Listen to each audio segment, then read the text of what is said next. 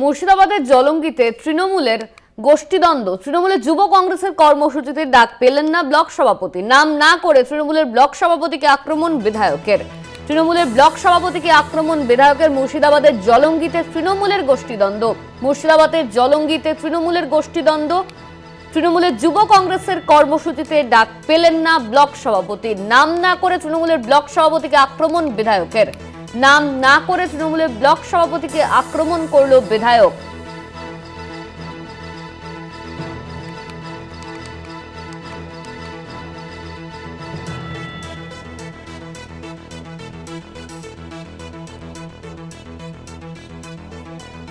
মুর্শিদাবাদের জলঙ্গির ঘটনা, গোষ্ঠীদ্বন্দ্ব। তৃণমূলের যুব কংগ্রেসের কর্মসূচিতে ডাক পেলেন না ব্লক সভাপতি।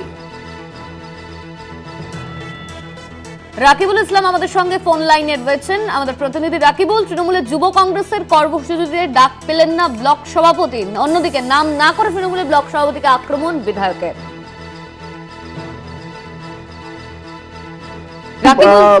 তৃণমূলের গোষ্ঠী কন্দলের ছবি উঠে আসে একাধিকবার, সেই ছবি কিন্তু কলকাতা টিভি একাধিকবার দেখিয়েছে। এবার মুর্শিদাবাদের জলঙ্গিতে সেখানেও কিন্তু প্রকাশ্যে তৃণমূলের গোষ্ঠী কন্দলের ছবি আসলো উঠে, কেননা সেখানে যুব তৃণমূল কংগ্রেসের একটি কর্মসূচি, আর সেই কর্মসূচিতে বিধায়ক উপস্থিত থাকলেও অন্যান্য ব্লক নেতৃত্ব উপস্থিত থাকলেও দেখা গেল না সেইখানকার ব্লক সভাপতিকে। সেই ব্লক সভাপতিকে কিছুটা দূরত্বে তার পার্টি অফিসেই কিন্তু বসে থাকতে দেখা গেল, কিন্তু দেখা গেল না সেই কর্মসূচিতে।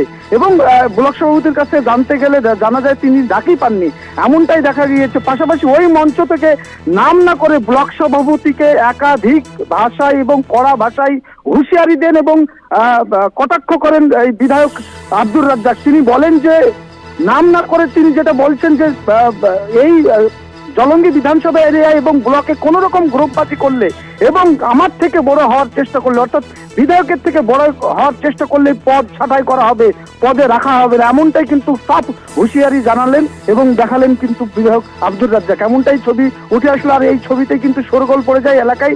যদিও এই পরিপ্রেক্ষিতে বিরোধীরা বিধায়ককেই দোষী সাব্যস্ত করছে এবং বিধায়ককেই কিন্তু কড়া ভাষায় বলছেন যে বিধায়ক এই ধরনের কাজে লিপ্ত এবং এই ধরনের সাক্ষী আমরা আগেও, এমনটাই কিন্তু কংগ্রেস নেতা জানিয়েছেন।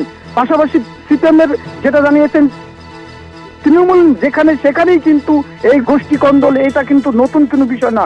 অন্যদিকে বিজেপি যেটা কটাক্ষ করছে যে তৃণমূলের নেতারা কাটমানির জন্যই এই ধরনের গোষ্ঠী কন্দলে জড়িয়ে পড়ে, অর্থাৎ আগামী বিধানসভা অর্থাৎ 2026-এর বিধানসভা যে নির্বাচন, সেই নির্বাচনে এই বিধায়কের জন্যই জলঙ্গি বিধানসভায় কিন্তু তৃণমূল সাফ হয়ে যাবে মুছে, এমনটাই কিন্তু দাবি করছেন বিজেপি নেতাও।